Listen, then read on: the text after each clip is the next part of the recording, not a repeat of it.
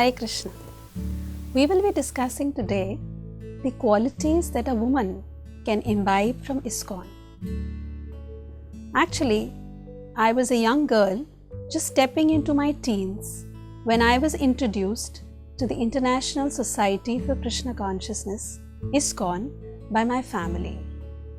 Following that, it has been a long journey as I grew up to be a woman, a student, a professional, a wife, and a mother.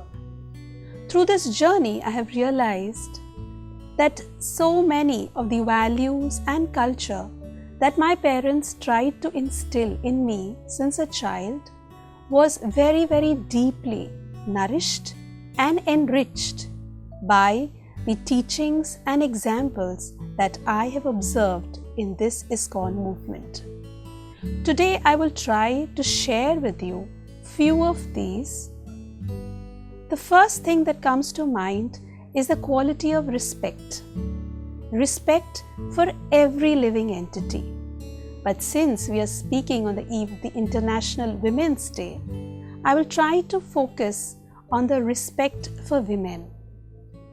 Actually, according to the Vedic teachings, it is explained that a place where a woman is respected and honored is a place that will always flourish and prosper.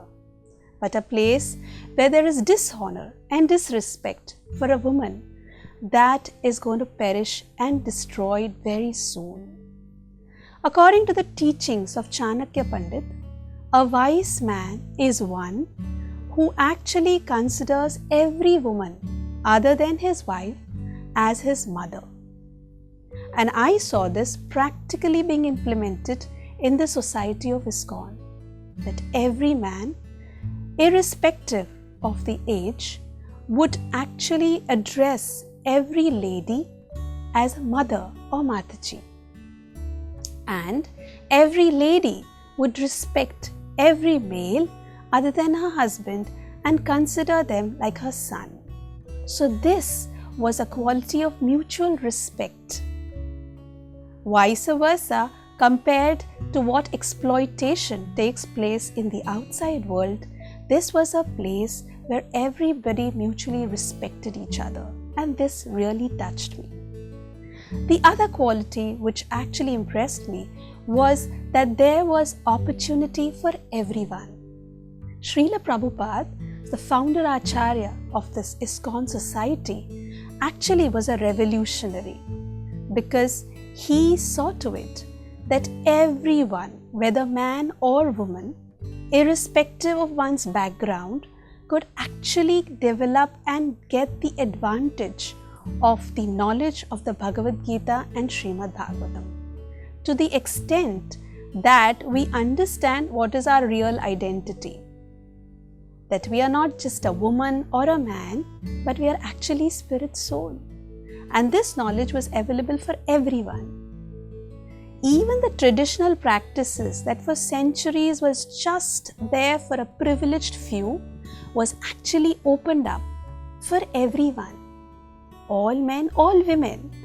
Even the basic deity worship, archana, chanting shlokas, so many of these things, irrespective of the caste and the gender. And spiritually, there was no distinction between any group, any caste, any male, any female. And at the same time, everyone was given the opportunity to achieve the highest destination of one's life.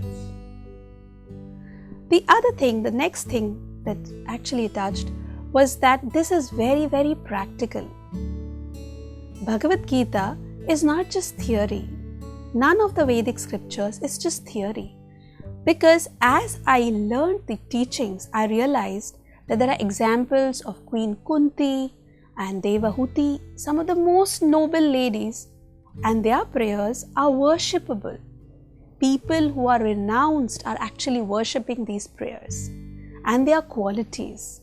And it was so wonderful to see that they are the people whose footsteps we can actually follow.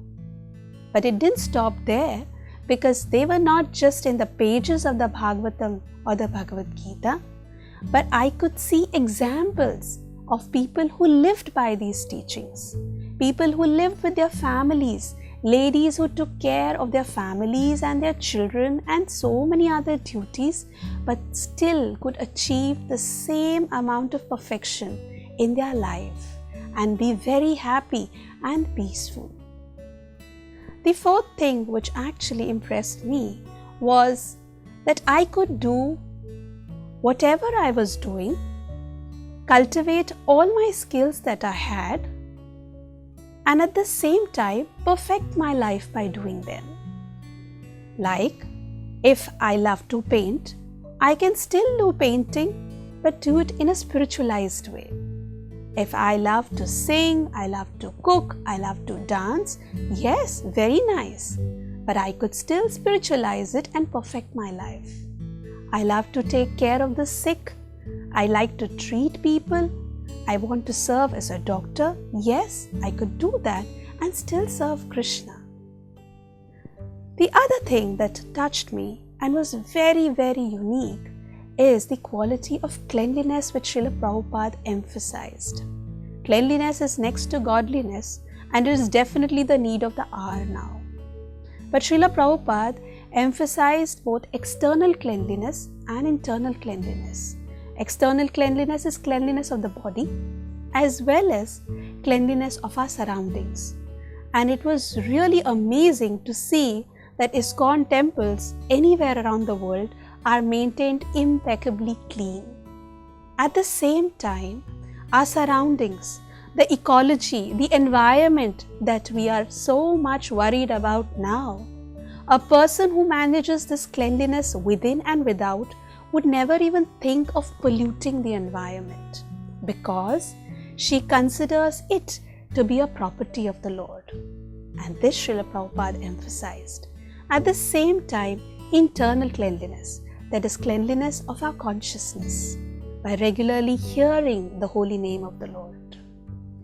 The last and one of the most important aspects and qualities that I learned from the Society of ISKCON is that through all these studies of so many years, many people have understood that the quality of the human society actually also depends on the quality of the families that they are raised in. So a wonderful, happy family can give rise to very, very happy individuals who will contribute positively to the society. A very popular social leader had said that you give me a good mother and I will give you a good nation. So, just being a good mother would not only just emotionally satisfy a woman, but at the same time, it would be a very huge contribution to the human society at large. So wifehood and motherhood is not actually demeaning, but it is a very crucial social role that each of us can actually play to bring about sanity and progress in this human society. And of course, the friendships. Everyone is seeking for a friend, but I have seen and experienced some of the best friendships in this society, because here the friendships are not based on which social strata you are based on, what are your qualifications. No, it is actually based on real welfare for the real person, the real me, the real soul. So here I stand really grateful for so many qualities that I have been able to try to imbibe in my life, and I try to share with you. Thank you very much. Hare Krishna.